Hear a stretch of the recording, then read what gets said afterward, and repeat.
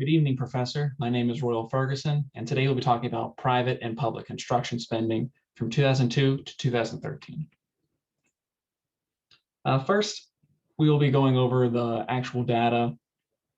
Then we'll try to answer three questions, being the shapes of the individual spending, both private and public. We'll be going over monthly versus yearly spending, and we'll try to get to the bottom of the reasons for these disparities in the data in regards to its shape.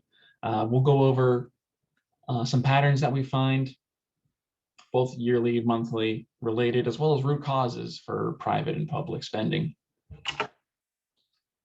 First off is the graph itself. We'll notice that public construction fairly linear versus the private construction's not so linear shape. We will note that the highest point of private is near the lowest point of public and vice versa.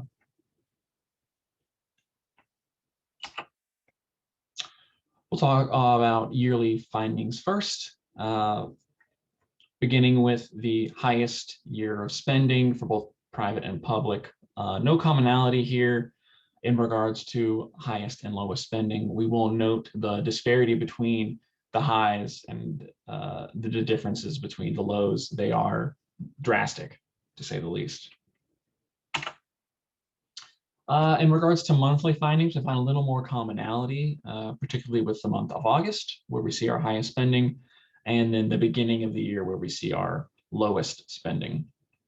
In regards to monthly spending, I will note when you start taking averages of averages, you do lose a little bit of continuity of your data. Just keep in mind. Patterns. We will notice that in regards to increases and decreases, the greatest indifference happened a year apart from 05 to 06, and then from 09 to 10, we notice that these are definitely a pattern. We'll also notice that November and December are the greatest decrease in spending monthly. Unfortunately, that commonality stops there in regards to monthly, but it is a pattern nonetheless.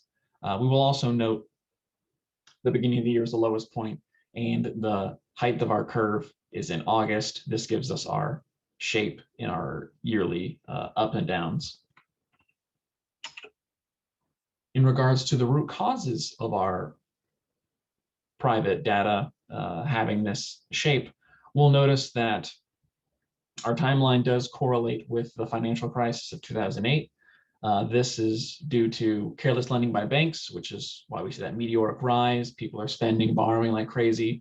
And then we see that large crash where banks are trying to call back some of that bad debt and people cannot pay for it.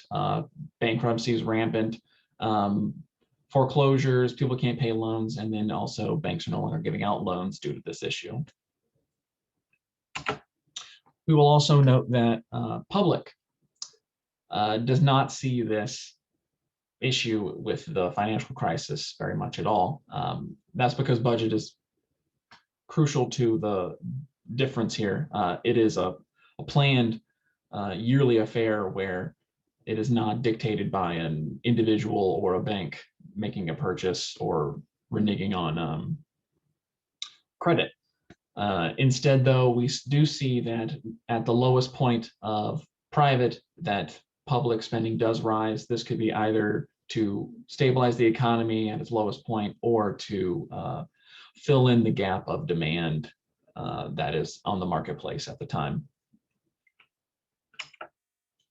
In conclusion, though, we will have talked about private and public construction and the differences between the two, how they are conversely related, as well as yearly and monthly spending, how our highest points and lowest points have some similarities, as well as August being our highest month and November, December being our lowest points.